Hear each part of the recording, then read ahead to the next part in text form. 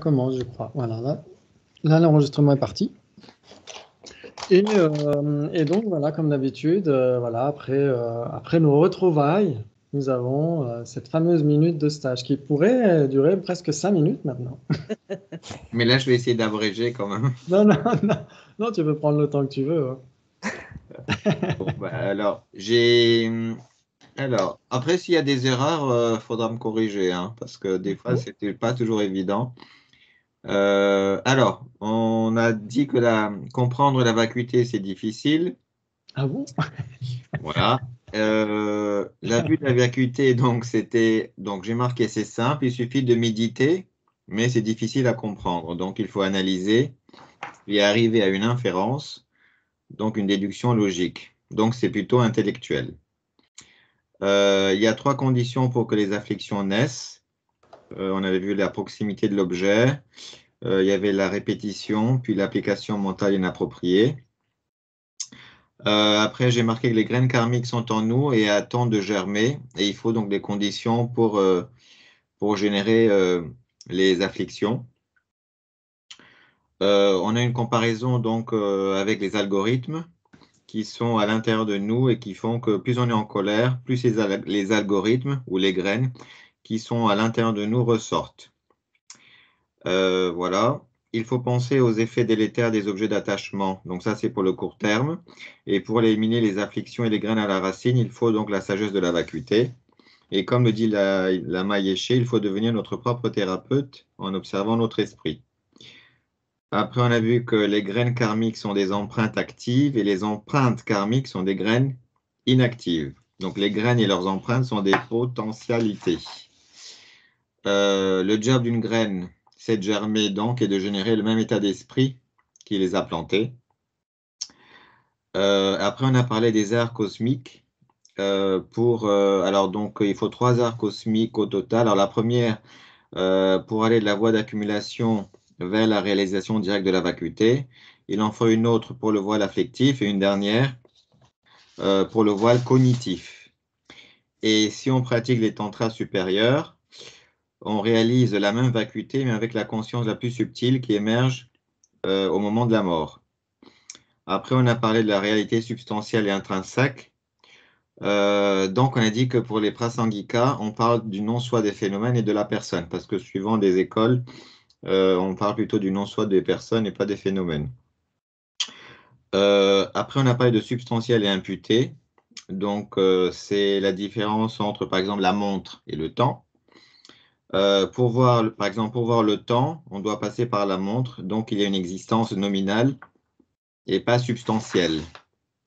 Après, ça devient un peu plus compliqué parce que, donc, par exemple, pour appréhender le corps d'une personne, on doit passer par ses agrégats, comme la montre. On a l'impression qu'on peut percevoir la personne sans passer par ses agrégats et donc elle serait substantielle, alors que ce n'est pas le cas. Euh, pour les prasangika, un phénomène est nécessairement simplement imputé. Donc, si on le cherche dans sa base d'imputation, on ne trouve rien. On trouve l'absence de cette personne. Alors ça, celle-là, j'aime bien particulièrement. On trouve l'absence de cette personne qui existerait de son propre côté, la vacuité. J'aime bien cette phrase parce que on trouve quelque chose dans son absence. Je trouve ça très intéressant. Alors, pour les prasangika, tous les phénomènes sont simplement imputés. Et à l'intérieur de la simple imputation, il y a des phénomènes qui peuvent être perçus donc en passant par autre chose.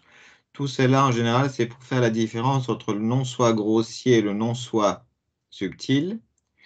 Et on a parlé à la fin des phénomènes doublement imputés. Donc simplement imputé et imputé car on passe par le corps pour voir la personne. Alors c'était par rapport au bras et à la personne. Et donc c'était les deux non-soi. Alors si j'ai bien compris, la personne, alors c'est la différence entre le bras et la personne. La personne est simplement imputée car elle est sans forme ni conscience, alors que le bras, c'est de la forme. Donc une existence substantielle. Donc c'est le non-soi grossier de la personne. Bon, voilà ce que j'ai dit, voilà ce que j'ai résumé en gros. Alors, très bien. Donc, euh, donc, il y a deux choses importantes. La première, c'est par rapport aux graines. Donc, il y a les graines karmiques, il y a les graines des afflictions, ouais. Donc, quand on parlait du voile afflictif, voile cognitif, c'était surtout des graines des afflictions, les empreintes des afflictions. Hein. C'était pas nécessairement les graines karmiques, ça c'était plutôt Ah pour les oui. petits matins. En effet. Et alors, en effet, substantiel et imputé, donc c'est là où ça pose question, c'est un peu difficile. Comment dire? Donc, si on, en effet, la montre et le temps, je pense que c'est vraiment le meilleur exemple. La montre et le temps, ok. Et si on devait comparer la montre et le temps, on prendrait par exemple les agrégats de la personne ou le corps de la personne et la personne, ouais. Oui. Donc on a à ma gauche, c'est ma gauche ça? Ça n'a pas l'air sur l'écran. Ok, c'est pas grave. De ce côté-là, de ce côté-là, j'ai la montre et j'ai le corps, ouais. Ouais. Et de l'autre côté, j'ai le temps et la personne, ouais. Ça va? Donc, c'est-à-dire d'un côté, j'ai existant substantiel, de l'autre côté, j'ai existant imputé, ouais. Ok. Donc en effet, la personne, le temps, etc., sont des phénomènes imputés parce qu'on doit passer par autre chose qu'eux pour les appréhender directement. Donc, pour la personne, c'est surtout le corps, bien sûr. Hein. Pour une personne clairvoyante, on parlera de la conscience, mais on peut parler aussi de la voix. Donc on passe par la voix pour réaliser directement la personne. Et la personne n'est pas sa voix. La personne n'est pas son corps. La personne n'est pas sa conscience. Ouais. Donc, ça veut dire que la personne, c'est un phénomène euh, composé non associé. Donc, c'est vraiment cette catégorie de phénomènes impermanents. Donc, en fait, simplement, dans les impermanents, il y a ce qui est de la matière, ce qui est de la conscience et ce qui est impermanent, mais qui n'est ni matière ni conscience. Ouais. Mm. Donc, c'est ça, en fait, les grandes catégories générales des impermanents. Donc, on a la matière, la conscience et les impermanents qui ne sont ni matière ni conscience. Bah, la personne, ça en fait partie. Le temps en fait partie. L'impermanence elle-même en fait partie. Ouais, la production, etc., etc. Ouais. Mm. OK. Et donc, euh, justement, comme ces phénomènes sont impermanents et donc doivent pouvoir être réalisés directement, mais comme ils sont impermanents, mais n'ont pas de forme, ne sont pas de la forme, ne sont pas de la conscience, eh ben, on est obligé de passer par quelque chose qui est de la forme pour les appréhender. Ouais. Ouais. Parce que, bah, comme on l'a dit, nos yeux, nos oreilles, notre nez, etc., etc., nos consciences sensorielles, donc issues des yeux, issues du nez, issues des oreilles, etc., nos consciences sensorielles ne perçoivent que ce qui est matériel, vous êtes d'accord? Ouais. Ouais. Et donc, comme le temps, la personne, etc., ne sont pas matériels, et que malgré tout, on doit pouvoir les voir, les entendre, etc. Bon, pour entendre le temps, c'est compliqué, mais on pourrait dire on entend le tic-tac. On entend le tic-tac d'une montre et on entend le temps qui passe d'une certaine manière. Mais bon, ça pourrait être sujet à débat. Mais en fait, en effet, comme ces phénomènes impermanents ne sont pas de la forme et ne sont pas de la conscience, on doit pouvoir les voir directement, les réaliser directement, mais en les réalisant en passant par ce qui n'est pas eux, ouais. Oui. Par le corps, pour la personne, ou sa voix, etc., pour la montre, pour le temps, etc. Ouais. Ouais, ça vous parle? Oui. Ok. Et donc, ça veut dire que, vu que ça correspond à cette définition-là, ce sont des phénomènes imputés. Mm. Ce sont des phénomènes imputés et les phénomènes substantiels, ce sont ceux qui sont réalisés directement sans avoir besoin de passer par autre chose. Ouais. Mais on pourrait quand même débattre là-dessus. On pourrait dire que la montre, est-ce que la montre et sa couleur, est-ce que la montre et son contour, etc. On pourrait débattre là-dessus, mais c'est pas très grave. Ce qu'il faut essayer de voir, c'est que la montre elle-même, c'est justement, c'est une forme, c'est de la matière, ouais. Mm. Et donc c'est perçu directement et sans qu'on ait besoin de passer par autre chose. Donc c'est ça qu'on veut dire quand on parle de phénomène substantiel, ouais. Ouais? Oui. Ok. Très bien. Donc la personne, en effet, est dénuée d'existence autosuffisante et substantielle. Donc ça, cette notion d'existence autosuffisante et substantielle, c'est, comme on l'a dit, c'est assez difficile à saisir parce que on en parle beaucoup dans les textes, énormément. Dans tous les textes sur les écoles philosophiques, dans tous les textes sur la philosophie bouddhiste, etc. Quand on veut euh, voir ce qui empêche la libération, c'est souvent décrit comme étant la saisie d'un soi personnel existant de manière autosuffisante et substantielle. Et donc, en effet, cette saisie d'un soi de la personne engendre d'autres afflictions. Ouais. Quand on dit mon corps, mon esprit, imaginons que quelqu'un critique mon corps ou que quelqu'un critique mon esprit, etc., forcément, il y a la mayonnaise qui va monter, etc., non? Il y a de la colère, il y a de l'orgueil, il y a tout ça qui peut naître en dépendance de cette saisie. Même si c'est une saisie grossière de la personne. Ouais. Ok. Donc, en effet, cette histoire du bras, c'est comme ça que Sainte mentionne les choses dans Se voir tel qu'on est. Il dit, ok, essayez de méditer sur le non-soi de la personne, ok, avec cette notion d'un soi autosuffisant et substantiel qui est réfutée. Et ensuite, il dit, regardez votre bras. Et donc, si notre appréhension de notre bras n'a pas beaucoup changé par rapport à avant notre méditation, c'est qu'en effet, on était vraiment sur l'absence d'un soi autosuffisant et substantiel. Puisque le bras, c'est exactement comme la montre. Le bras est substantiel. Ouais. Il n'y a pas besoin de passer par autre chose que le bras pour percevoir le bras. Donc, bien sûr, toujours ce même débat, on pourrait dire bah, la couleur du bras n'est pas le bras, etc. Bien, ça, on pourrait débattre là-dessus. Mais on pourrait dire que le bras n'est rien d'autre que l'ensemble de sa couleur, de sa densité, etc. Ok, donc ça, c'est une très bonne méthode, très concrète et très pragmatique quand on médite sur la vacuité, sur le non-soi, pour essayer de voir à quel niveau de non-soi on est par rapport à la personne.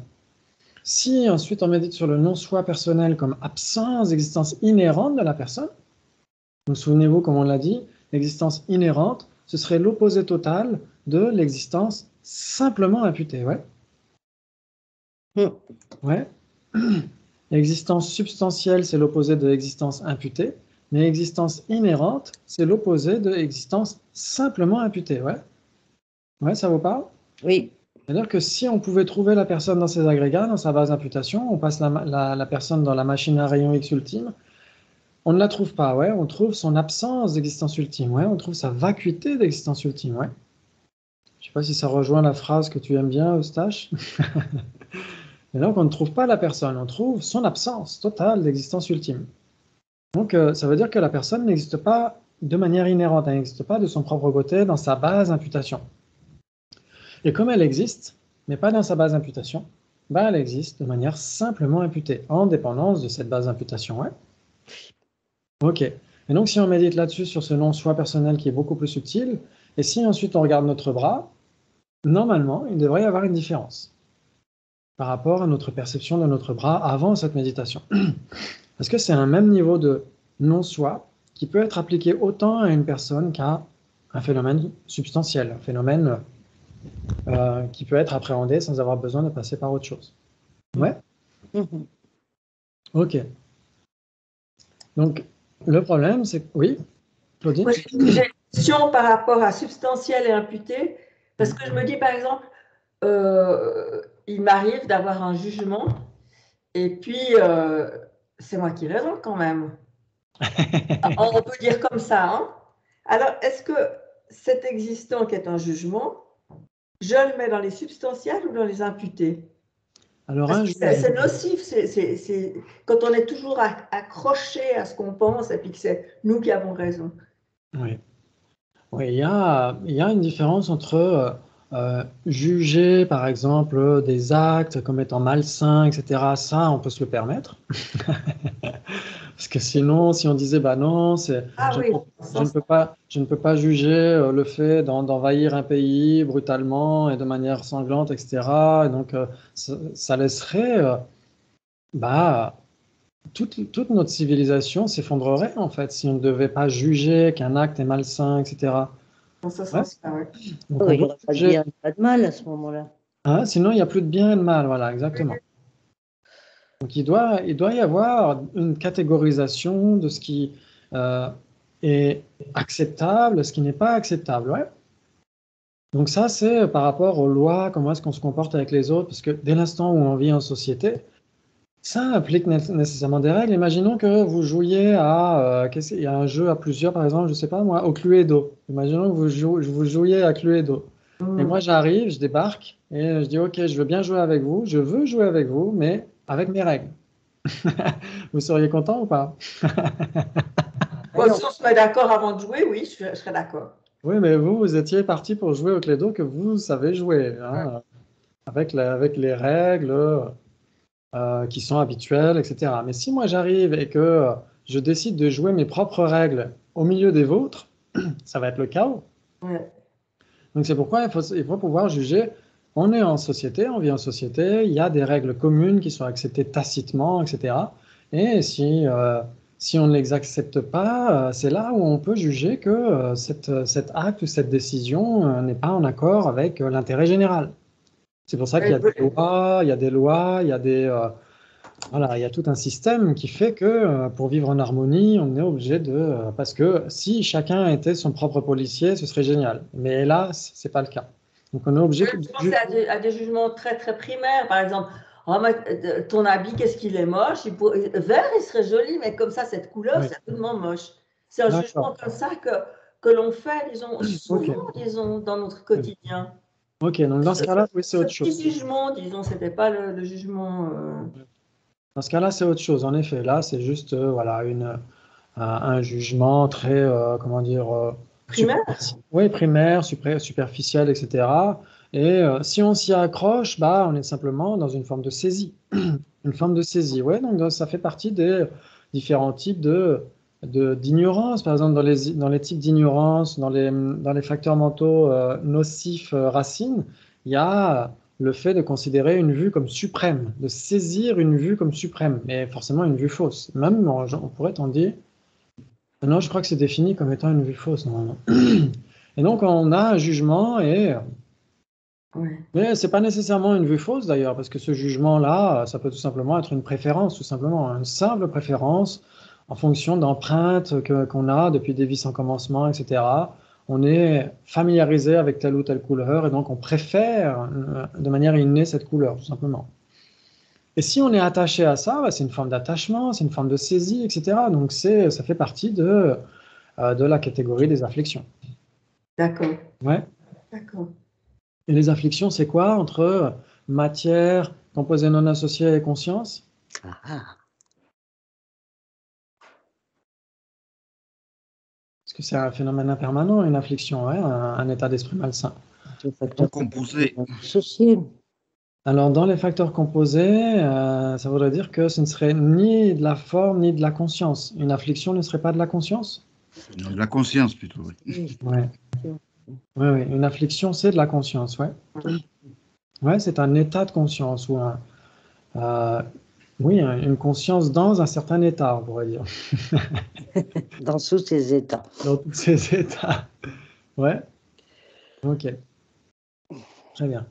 Et donc, ces saisies qu'on a, ces crispations qu'on a, en fait, en effet, c'est des états de conscience qu'on a avec nous, qui sont issus de graines qu'on a entretenues depuis des vies sans commencement, etc. Et c'est nécessairement associé fondamentalement à une saisie d'un soi. Ouais. C'est-à-dire que on va se saisir soi-même comme étant l'amateur du verre par excellence. Nous, ça, on se considère comme ça. Je suis un amateur du verre et on se cristallise, on se solidifie comme ça, ouais. Parce qu'il y a déjà la saisie du jeu qui est saisie, qui est crispée, etc. Et il y a la saisie du verre aussi, de la couleur, etc., etc. Donc il y a tout un tas de types de saisie et forcément on vit dans des crispations continuelles. Et c'est pas une qualité de vie magnifique en fait. Hélas, on se fait du mal tout seul en fait. On se fait du mal tout seul. Donc c'est pour ça que pour décrisper tout ça, il faut essayer de voir en effet, est-ce que le verre existe de son propre côté? Est-ce que moi, en tant qu'amateur du verre, de telle ou telle couleur ou de toute autre chose, est-ce que ça existe de manière inhérente? Est-ce que mon jeu existe de manière inhérente ou pas? Ouais. Donc c'est là où on se disait qu'à très court terme, la pensée de la vacuité, réfléchir à la vacuité, ça peut déjà renverser ces applications mentales inappropriées. Ouais. Ça vous parle? Ouais, ok. J'ai encore une petite parenthèse, là, enfin, je sais pas, si tu me dis si ça va pas. Comme tu disais, donc, observer son esprit, voir, disons, comme ça. Mais en fait, moi, je suis à un stade aussi où j'observe mon corps. Et puis, si je sens une crispation, parce que c'est lié aussi au yoga, si je sens une crispation, je me dis, ah, ben là, je suis pas vraiment dans la bonne voie. Est-ce que c'est une bonne idée d'observer son corps ou pas? Alors, bien sûr, oui, tout à fait. Hein. Oui, c'est important. Hein. C'est important. Il faut observer un petit peu tous ces agrégats. C'est ça qu'on fait en méditation. Ouais. On essaie d'observer. Tiens, d'ailleurs, c'est ça que je devais vous poser comme question aussi. Qu'est-ce que vous faites, vous, pour méditer sur le non-soi ou la vacuité? Chacun son tour de poser des questions. Bah, disons, moi, j'observe beaucoup mon corps. Oui. Disons que pour moi, la vacuité, j'en suis à un stade débutant. La vacuité, pour moi, c'est aussi synonyme d'espace. Alors, quand je sens l'espace dans mon corps, je me dis, tiens, là, je pense que je suis sur la bonne voie. Puis si je sens un retrait comme ça, une concentration de corps comme ça, d'énergie coincée, eh ben, je me dis, non, là, je ne pense pas que je suis sur le bon chemin. Oui. Très bien. Voilà, c'est un peu mon truc du moment. Ok. Très bien. Donc, en effet, la vacuité et l'espace sont assez liés d'une certaine manière, parce que les deux sont des négations non affirmatives. En effet. Ok, très bien. Qui d'autre? Qui veut partager? Par exemple, je suis un être samsarique, j'ai besoin de clés, j'ai besoin de votre soutien, de votre aide pour me sortir du samsara. Vous savez que c'est la vacuité qui est la clé pour se débarrasser de l'ignorance qui est à la racine de toutes les afflictions et qui elle-même est une affliction. Et donc, votre immense compassion à mon égard va vous obliger à m'expliquer comment je dois faire pour progressivement, petit à petit, essayer de se décrisper. Je crois qu'il y a Laurence qui a levé la main. Ah, Oui, ce matin, j'ai regardé l'émission de la sagesse bouddhiste et puis il y avait un psychiatre qui était là, qui travaille en soins palliatifs et il témoignait justement d'études scientifiques sur les gens qui sont en situation de mort imminente et qui recensaient les cas. Et donc, alors que l'encéphalogramme, pardon, est là, les gens témoignaient de ce qui se passait après, une fois qu'ils revenaient à eux, témoignaient de ce qui s'était passé dans la salle et également, par exemple, dans le couloir et des choses comme ça, mais très, très précisément. Et donc, il mettait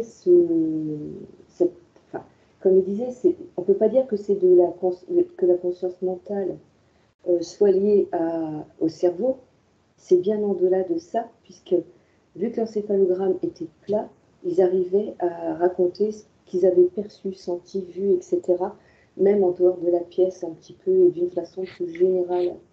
Donc en fin de compte, quand dans l'émission, je me suis dit, mais est-ce que finalement, quand on s'interroge sur le non-soi, et qu'on cherche quand même malgré tout quelque chose, hein, je pense qu'on cherche tous, est-ce que c'est, et ce qui est justement le continuum de conscience, est-ce que ce serait pas ça? ok. Ouais. Ok. Il y en a qui seraient tentés de le dire. Il y en a qui ont essayé. Ils ont eu des problèmes.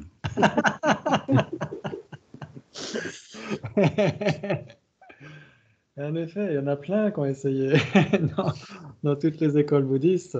Il y en a, tout le monde cherche quelque chose, et en fait, toutes les écoles bouddhistes cherchent quelque chose, et il n'y a que le Prasangika qui ne trouve pas.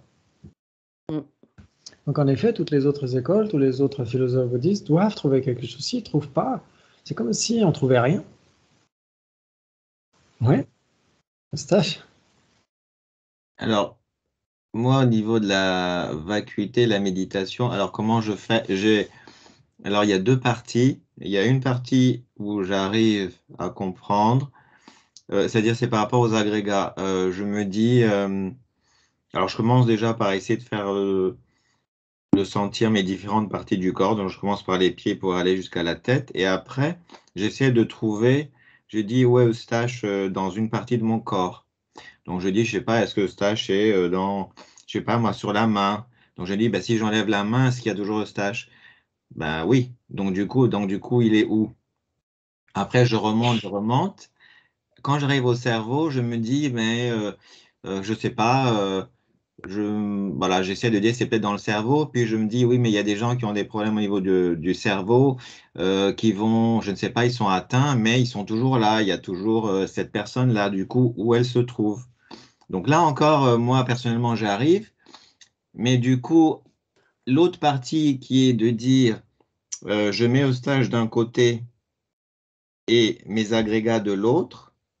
Alors là, ça, j'ai un petit peu de mal parce que du coup, normalement, on dit s'il y a ni un ni différent, donc du coup, là, il n'y a rien. Il y a le non-soi, la vacuité. Donc ça, donc voilà, moi, j'arrive en faisant ça, mais je ne me trouve pas dans mes agrégats. Ça, j'arrive à le comprendre. Mais en me mettant moi d'un côté et les agrégats de l'autre, là j'ai un petit peu plus de mal. Enfin, j'ai du mal, quoi, carrément. Et du coup, voilà ce que je fais. Et après, j'essaie de me concentrer sur quelque chose, sur une idée qui vient. Je reste là et puis voilà, hein. Ok, Voilà. donc ni un ni différent, ça c'est un très bon raisonnement, très utile. Très très utile. En effet, ouais. Ouais, ouais. Qui d'autre? Moi, souvent, je pars avec les besoins de mon corps, ce qu'il a besoin pour vivre. Et puis après, ça part un peu dans tous les sens, en fait, parce que il y a ben, la nourriture, enfin, il y a déjà les parents, puis pour que les parents soient là, il y a les arrière, enfin, C'est ça. il y a tous les ancêtres, et il y a tout ce qui est nourriture, habits, donc ça part vraiment dans tous les sens.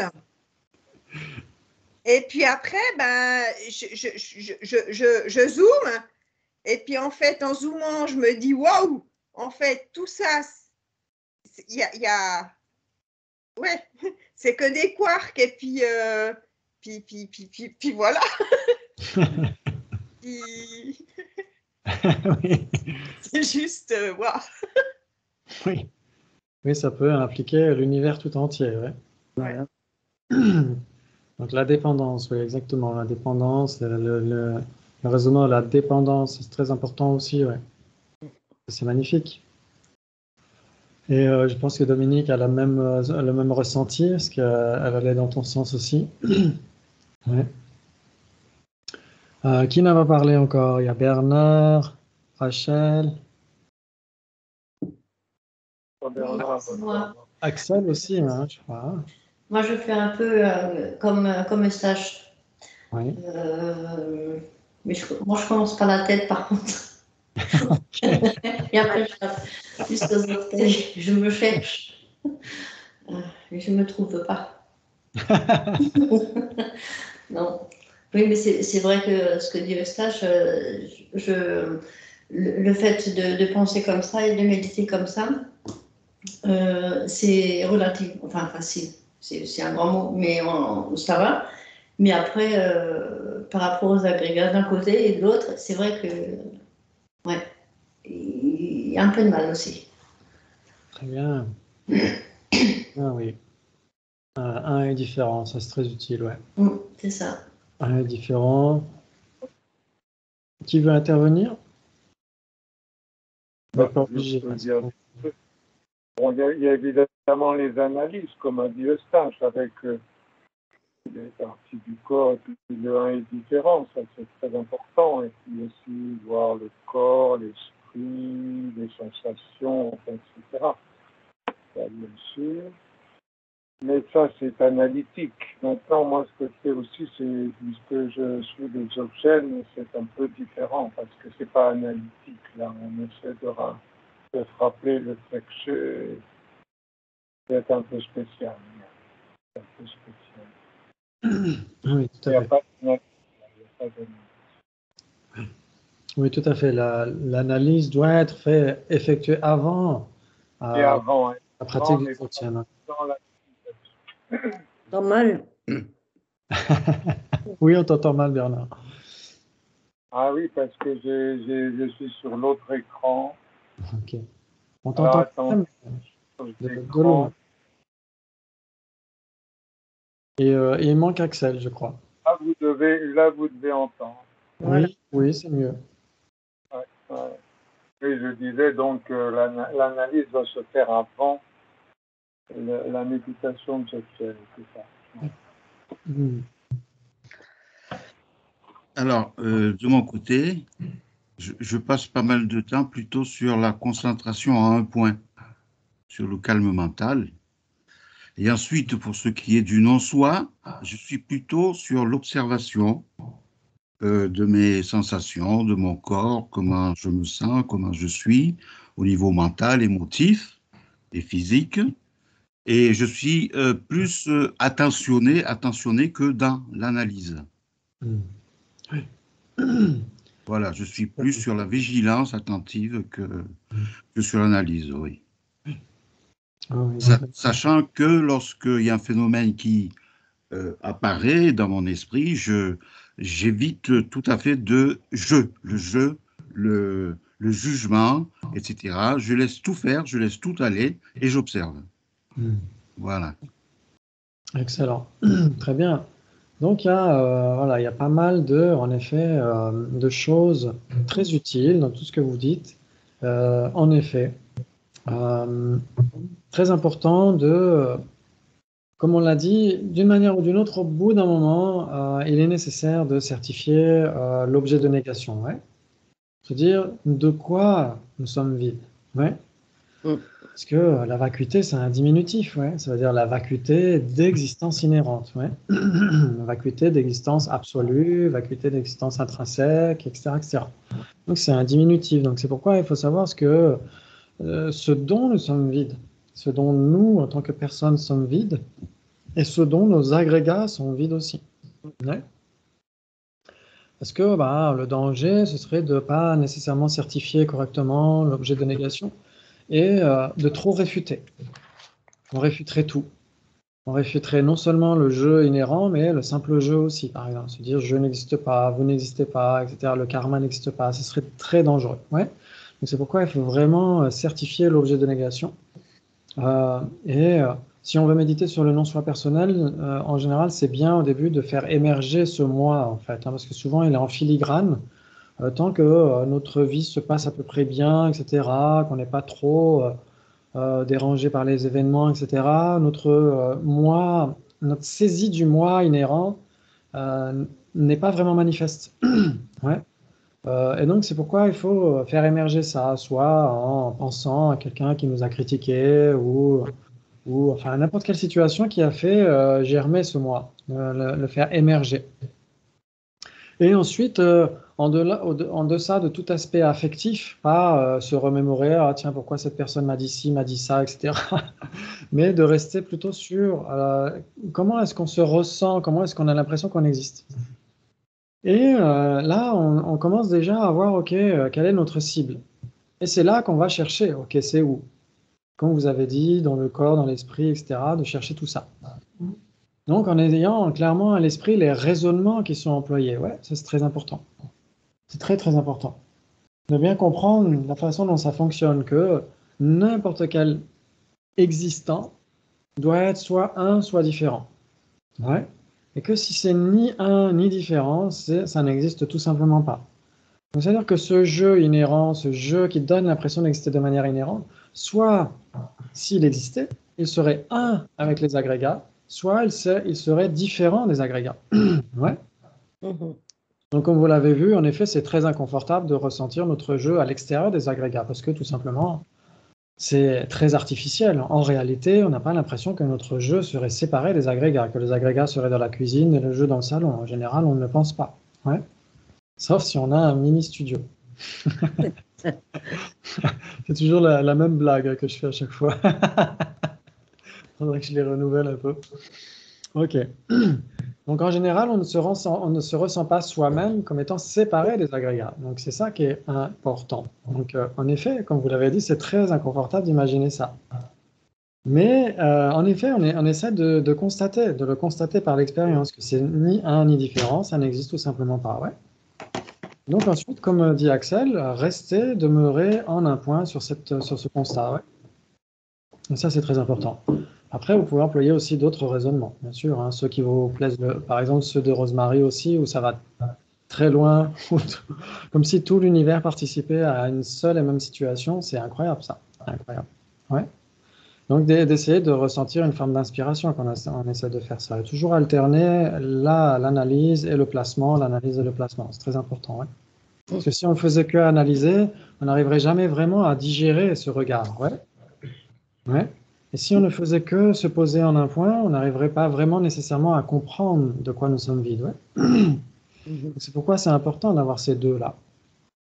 Bien sûr, avec bien sûr une motivation très vaste aussi à chaque fois qu'on va méditer. C'est-à-dire, c'est ma contribution pour la paix dans le monde, c'est ma contribution pour que je puisse obtenir l'éveil pour le bien de tous les êtres, donc avoir toujours méthode et sagesse, bien sûr. Ouais. Ça, c'est très important. Ok. Mais là, je poursuivais aussi ma réflexion par la méditation sur les 5 éléments. Oui. J'ai de l'eau en moi. Est-ce que cette eau, c'est Claudine? C'est ma propriété? Ou bien c'est qu'un passage? Je prends un verre, je bois. Voilà, c'est qu'un passage. Oui. Mes eaux, etc., enfin, c'est la terre, le solide, c'est aussi qu'un passage. Oui. La chaleur, ma chaleur, c'est aussi qu'un passage. Oui. Parce que là, j'ai écouté le corps cosmique de Thich Nhat Hanh, juste un petit bout comme ça, je me disais, ah ouais, mais en fait, là, on a aussi tout l'univers en nous, quoi. Oui, oui, oui.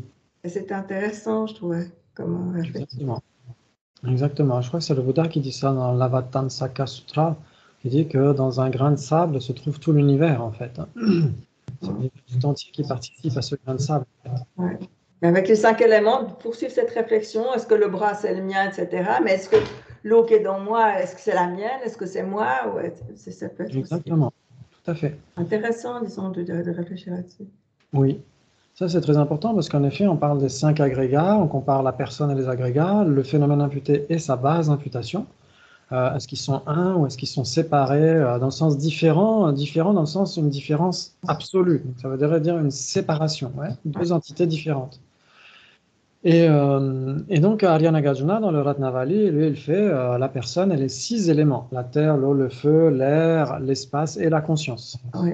Donc, ça, en effet, ça rejoint, soit on compare la personne et les 5 agrégats, soit la personne et les 6 éléments. Ça revient au même d'une certaine manière. C'est le même principe. Oui. Donc, en effet, on peut dire que nous ne sommes pas notre corps, donc on peut dire c'est mon corps, nous ne sommes pas l'eau qui est dans notre corps, on peut dire mon eau à la rigueur. Pour un petit moment, quoi. Oui, ou mes os, etc. Mais c'est très, très temporaire. Oui, tout à fait. Et c'est conventionnel. Oui, et c'est conventionnel, exactement. Ouais. Là, il faut vraiment le garder à l'esprit, se dire que si on saisit le mien, à ce moment-là, on est toujours dans la vue du destructible. On est toujours dans la saisie égotique par rapport au mien, pas uniquement au moi, mais par rapport au mien. Donc, il faut pas non plus saisir le mien. Il faut considérer que le mien est extrêmement temporaire, extrêmement fugace. Fugace, ouais. Exactement. Et qu'en fait, c'est exactement comme dans Avatar, à un moment donné, où ils disent que notre existence, notre corps, c'est la nature qui nous la prête, mais on lui rend au bout d'un moment. Et là, on pourrait dire, à la rigueur, la nature, on peut le transposer d'une manière bouddhiste en disant que c'est tous les êtres qui nous ont prêté ce corps-là. Tous les êtres nous ont prêté ce corps-là. Si on a ce précieux corps humain, cette précieuse existence humaine, c'est parce que, au cours d'innombrables vies passées, on a eu des actes extrêmement éthiques, on a eu des actes extrêmement généreux, extrêmement patients, extrêmement, etc., etc. Éthique, ça veut dire ne pas tuer d'autres êtres, ne pas voler les autres êtres, ne pas mentir aux autres êtres. Donc c'est grâce à tous les êtres que nous avons développé l'éthique et que nous avons cette précieuse existence humaine maintenant. Donc ils nous ont prêté ce précieux corps humain. Ouais. Donc si maintenant on arrive en disant, bah voilà, maintenant je veux jouer à la belote avec vous, mais avec mes propres règles à moi, on est à l'opposé, on devrait au contraire dire, mon corps, ma vie, mon esprit, etc., doit être totalement orienté vers le sort de tous les êtres. Ce n'est qu'un simple retour des choses. Parce que tous les êtres m'ont prêté ce précieux corps humain. Si maintenant j'en fais ce que je veux, c'est une forme d'ingratitude d'une certaine manière. Non ? Mais bon, bien sûr, c'est à chacun d'essayer d'analyser les choses et de voir, bien sûr, qu'il faut accepter là aussi la possibilité des vies passées, il faut accepter la possibilité du karma, il faut accepter beaucoup de choses. Il faut, enfin, accepter, remettre en question. Il faut analyser, remettre en question et essayer de voir si c'est cohérent ou pas. Dans ce cas-là, on se dit, waouh, à ce moment-là, oui, ma méditation sur la vacuité, elle est utile pour le bien de tous les êtres. Je veux obtenir l'éveil pour le bien de tous les êtres, puisque tous les êtres m'ont permis à ce que je puisse méditer maintenant.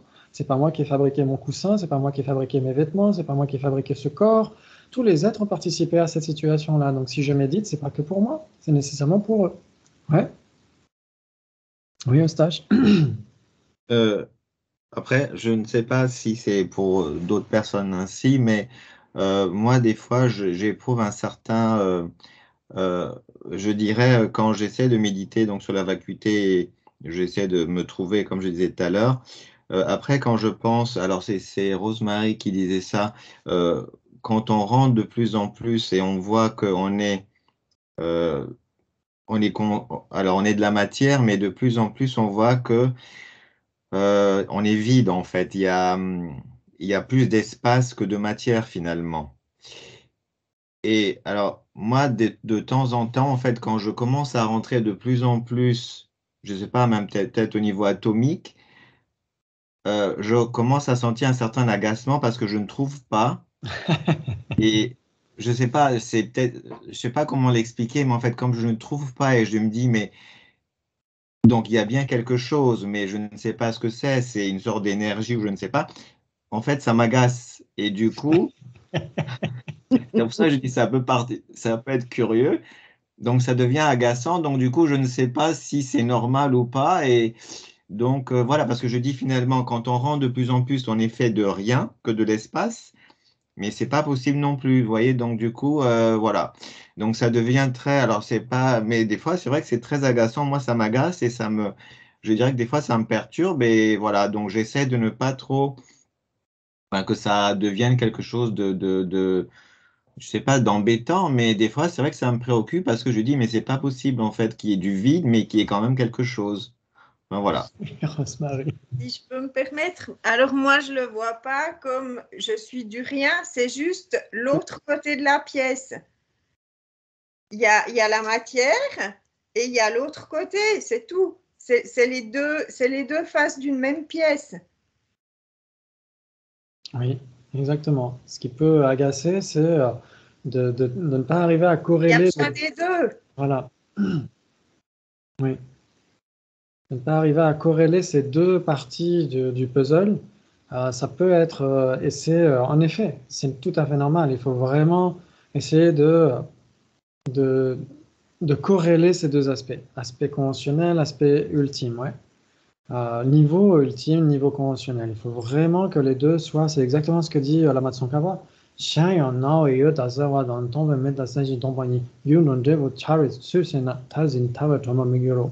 dit, de plus, la vacuité élimine le nihilisme et l'existence dépendante et élimine l'absolutisme quand on comprend que la vacuité se manifeste à travers la causalité. On ne peut plus être emporté par les vues saisissant des extrêmes. Donc c'est là où en effet les deux niveaux de vérité doivent pouvoir se corréler l'un l'autre. Ça c'est vraiment fondamental. Tant que ce n'est pas le cas, c'est tout à fait normal, on a l'impression d'être schizophrène. De dire oui je suis vide, mais j'existe, mais je suis vide, mais j'existe. Ouais.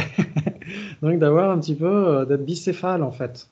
Alors que normalement c'est oui je suis vide parce que j'existe, et j'existe parce que je suis vide. Oui, moi, je trouve que c'est plus un vertige qu'un agacement. C'est un vertige parce que tu n'arrives pas à effectivement connaître toutes les causes et conditions, c'est impossible, mais que tu te rends bien compte que c'est une causalité insondable, quoi. Voilà, c'est ça. Oui aussi, tout à fait. Parce que ça nous échappe tout le temps, un petit peu comme les pépins de tomates qu'on va piquer avec la fourchette. Ça nous échappe. J'avais essayé, mais Faudrait que tu essaies, tu verras, quand ce sera la saison. Moi, j'ai déjà essayé quand j'étais petit, ça m'agaçait. Ouais, j'arrivais pas à planter les pépins de tomates avec ma fourchette parce qu'à chaque fois, ils nous échappent. Et là, c'est Tous les pareil. petits essayent. Hein? Tous les petits essayent, je confirme. le vertige des pépins de tomate.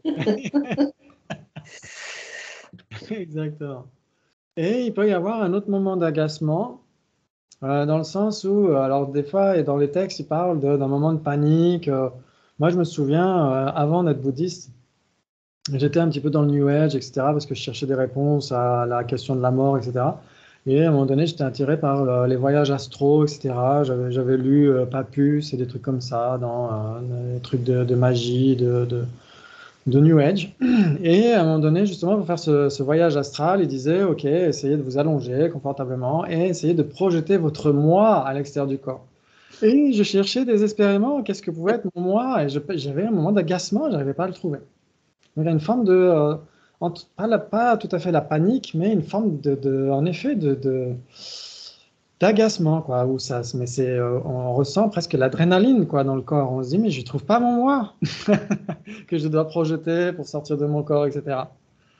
Et en fait, grâce au bouddhisme, j'ai su pourquoi qu'il était impossible de trouver son moi, parce que je le cherchais vraiment, en fait. Je me disais, mais c'est quoi vraiment mon moi?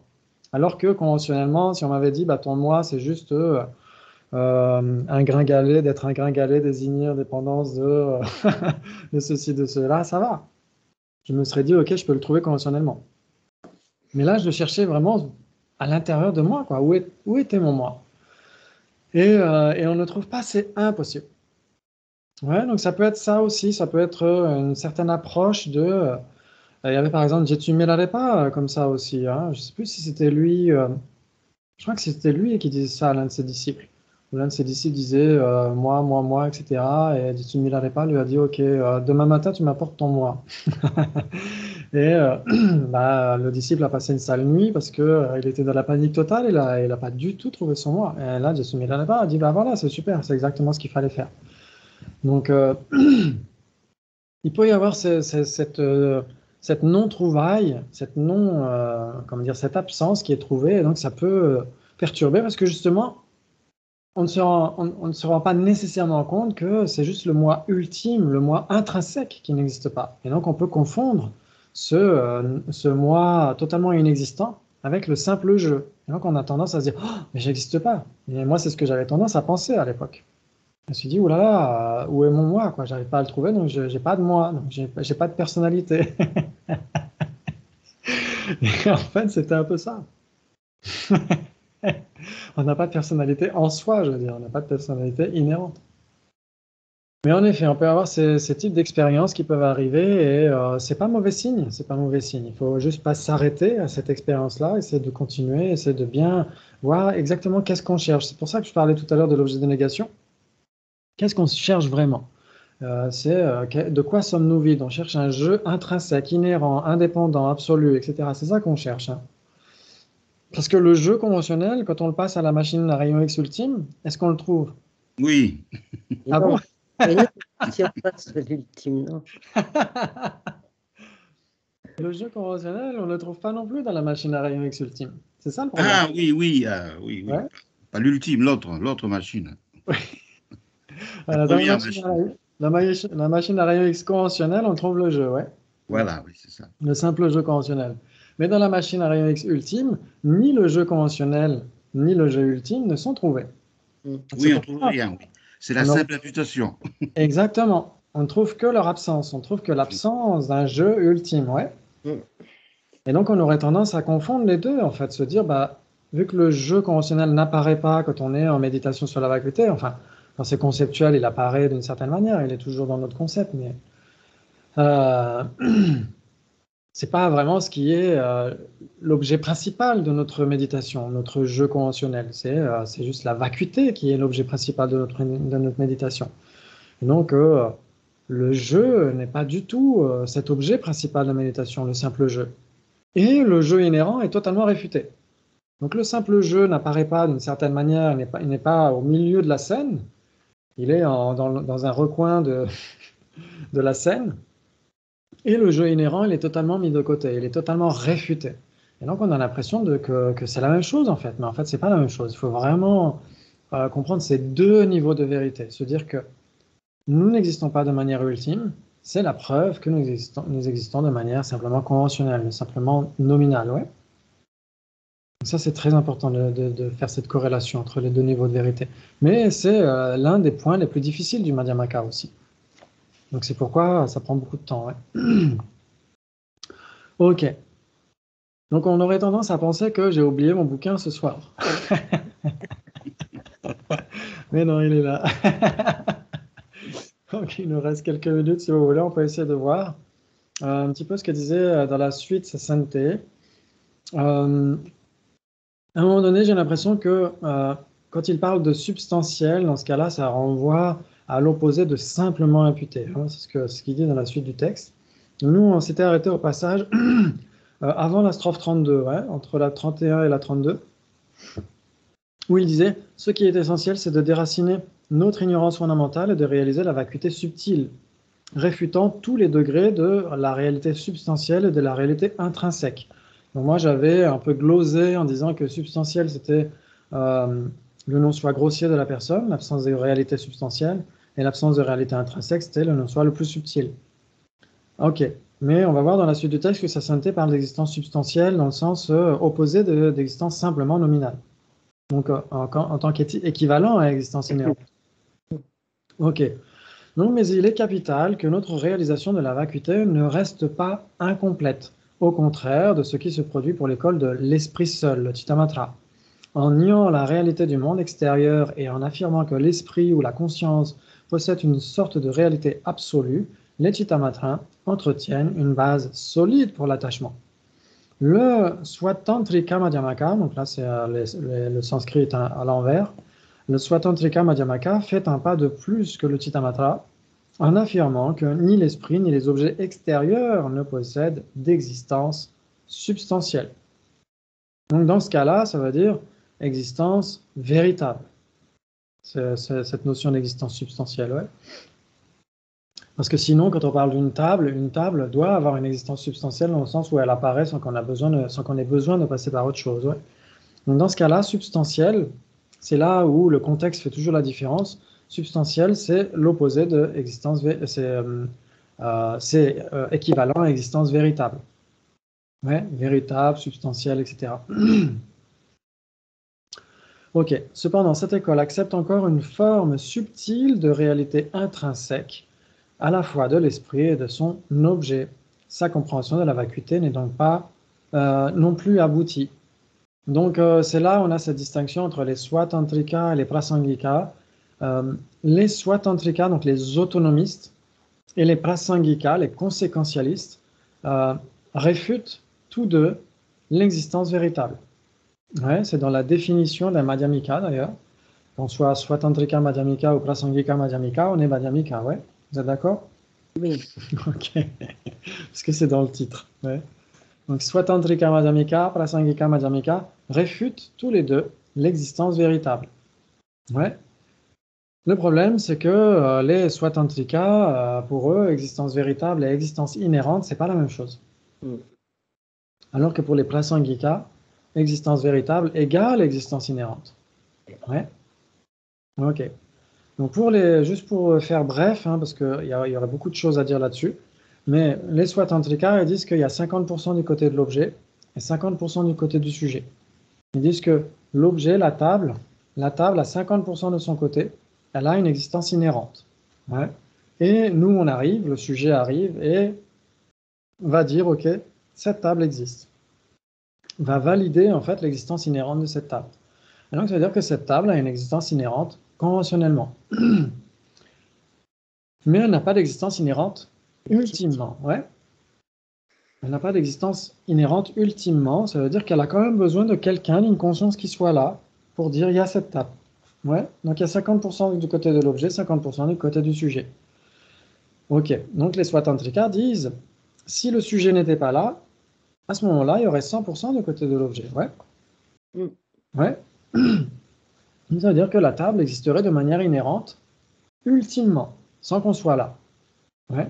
Et exister de manière inhérente, ultimement, ça veut dire exister de manière véritable chez les Swatantrika.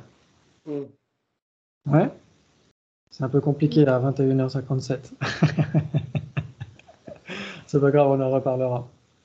Les Prasangika disent existence inhérente, existence véritable, etc. Tout ça, c'est pareil. Il n'y a pas d'existence véritable, même conventionnellement, et donc il n'y a pas d'existence inhérente, même conventionnellement. Il n'y a pas 50% du côté de l'objet. Ouais.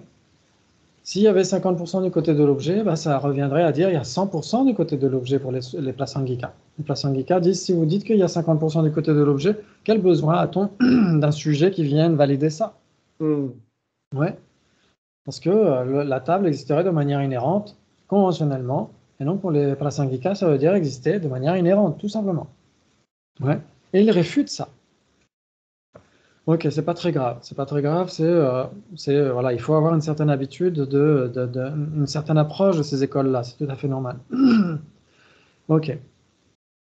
Réfutant toute réalité intrinsèque, le Prasangika Madhyamika, quant à lui, témoigne d'une connaissance de la vacuité complète et définitive, qui élimine toute tendance à s'attacher à des phénomènes considérés comme absolus.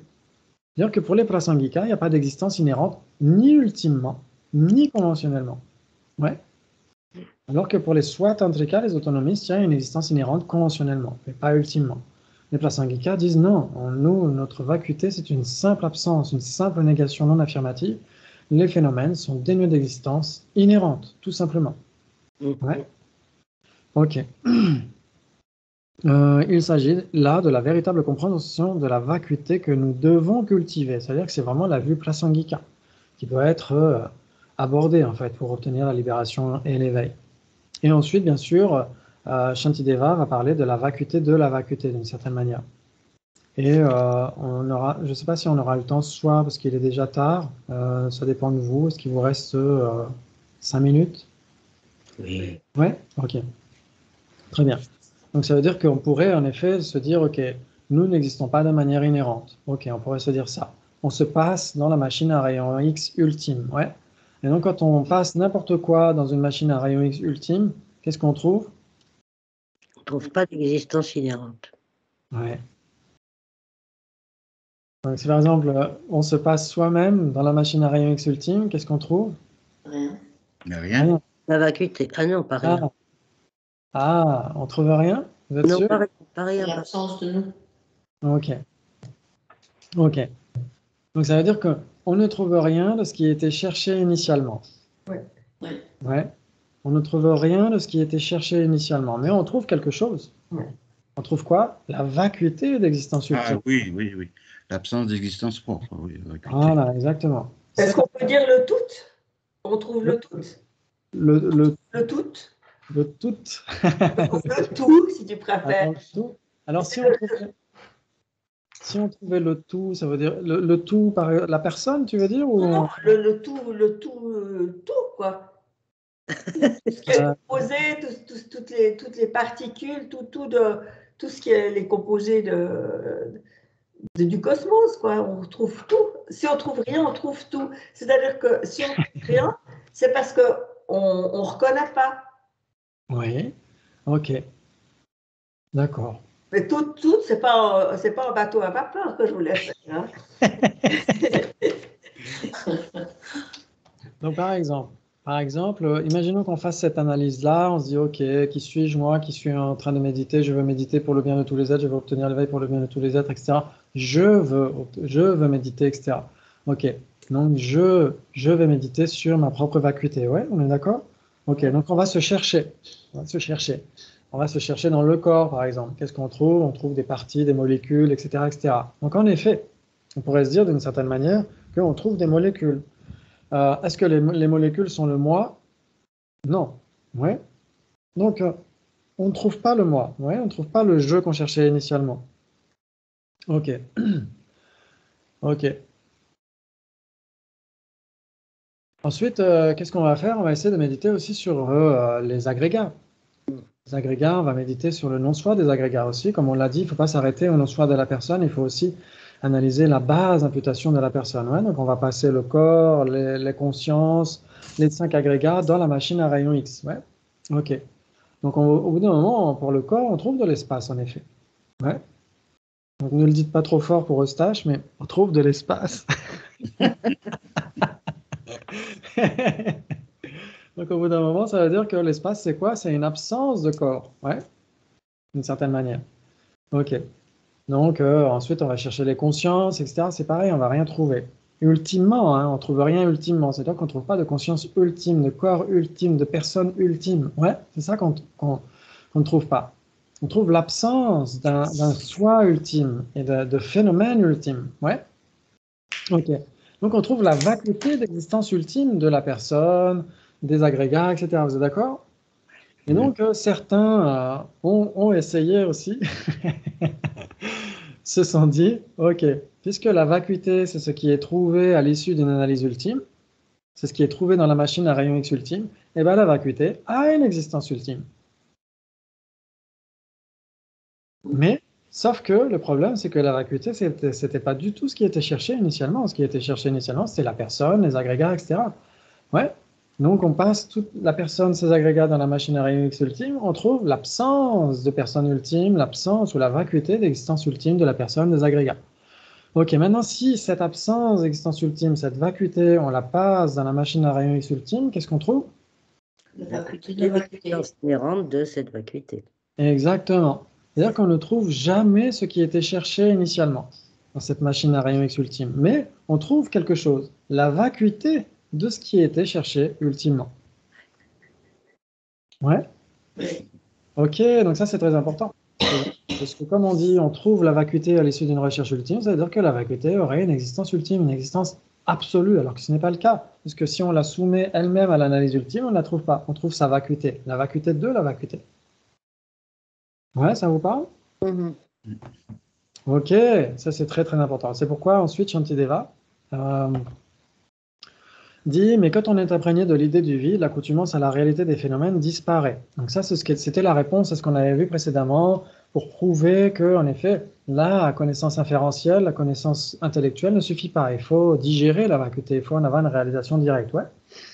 Et donc c'est ce qu'on trouve aussi dans le Tattva Samgraha de l'abbé Shantarakshita, un texte qui essaie de prouver la possibilité de l'omniscience, etc., dans le dernier chapitre, et dans le commentaire de Kamalashila aussi. Et donc, ils essaient de se fonder sur ce que dit Acharya Dharmakirti, dans le sens où, en effet, on peut réfuter, éliminer le voile cognitif, le voile afflictif, etc. On peut éliminer tous les voiles grâce à un entraînement suffisant dans la vacuité. Et donc, c'est ce que fait ici Shantideva aussi. Et quand on est imprégné de l'idée de la vacuité, l'accoutumance à la réalité des phénomènes disparaît. L'accoutumance à la saisie des phénomènes. Donc, en se répétant que tout est dépourvu de réalité, l'idée même de la vacuité finit par disparaître. Donc, il faut voir ça. Est-ce qu'on a le temps encore? Oui. Ok, encore 2 minutes, c'est promis.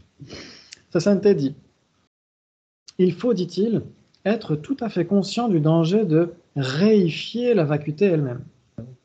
On pourrait être tenté de conclure que bien que toutes les choses et tous les événements soient vides d'existence intrinsèque, la vacuité elle-même est absolue. Mais Shantideva déclare que quand nos vues sur la vacuité sont parfaites, même la tendance à la réifier et à la concevoir comme une sorte d'absolu est dissipée. Bien qu'il y ait une légère différence entre les interprétations de Khenchen Kumpel et de Minya Kundonsonam sur ce point, tous deux aboutissent finalement à la même constatation. La réalisation complète de la vacuité nous empêche d'appréhender celle-ci comme existant réellement.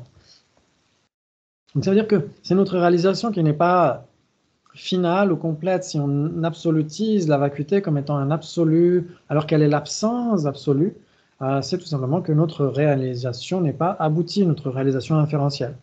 Et là, il y a une strophe très importante, c'est la strophe 34, quand Shantideva était à Nalanda et qu'il a récité ce magnifique poème en 10 chapitres. Arrivé à la strophe 34 du chapitre 9, il a commencé à s'élever dans l'espace et à disparaître.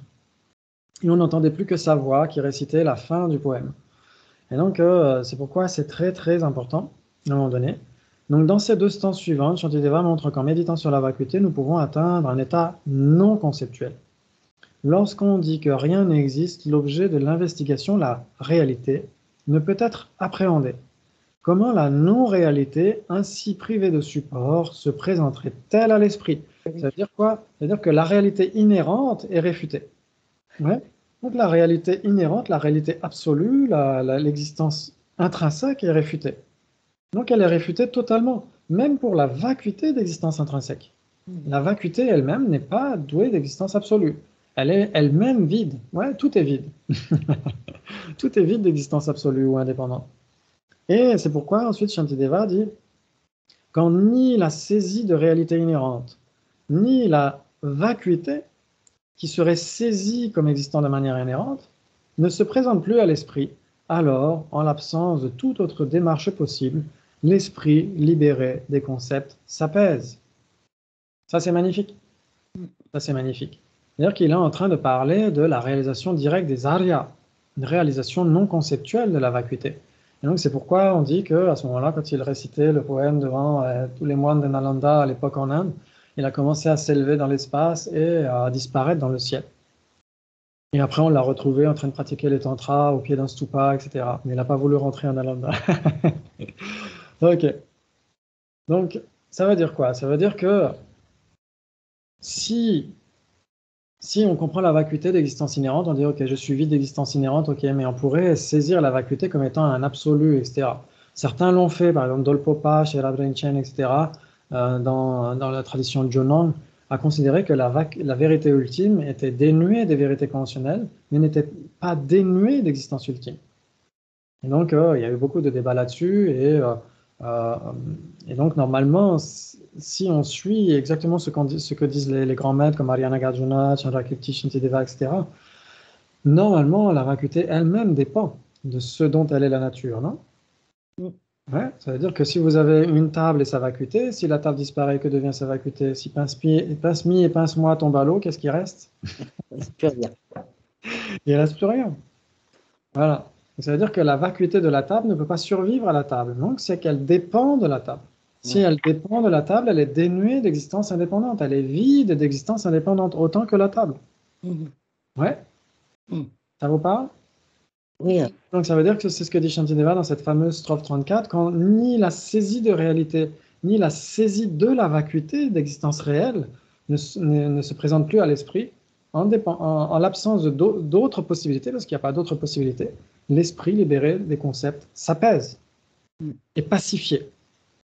Donc, il y a aussi eu des débats au Tibet. Je ne vous garde pas trop longtemps, c'est promis, je termine là.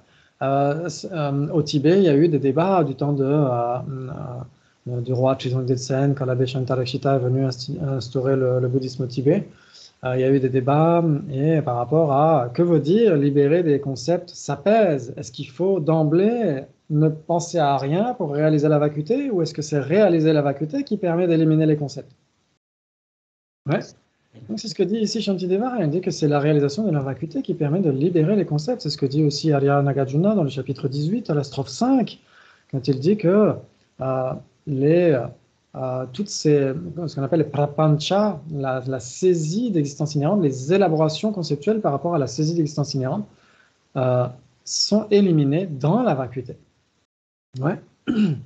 Et donc, ça veut dire que c'est la réalisation de la vacuité qui élimine les concepts. C'est pas l'inverse. Il ne faut pas mettre la charrue avant les bœufs et dire je ne pense à rien et je pourrais réaliser la vacuité. Pas du tout. Ouais. Ok, mais certains l'ont dit, certains ont essayé. En tout cas, bravo. En fait, c'est la vacuité de la table. Elle n'a pas d'existence propre parce que cette vacuité dépend de la vacuité de la table. Exactement. Oh, c'est compliqué, hein? C'est-à-dire qu'une vérité ultime... C'est toujours la vacuité de quelque chose. Oui, exactement. C'est toujours, comme dit Dominique, c'est toujours la vacuité d'existence inhérente de quelque chose, ouais. Oui. Si ça dépend, c'est toujours vacuité. Exactement. Voilà, ok. Si ça dépend, c'est vide d'existence indépendante. Ouais. Inhérente, ouais, d'accord. Ouais. Exactement, bravo. 1000 bravo à tous. On va y arriver.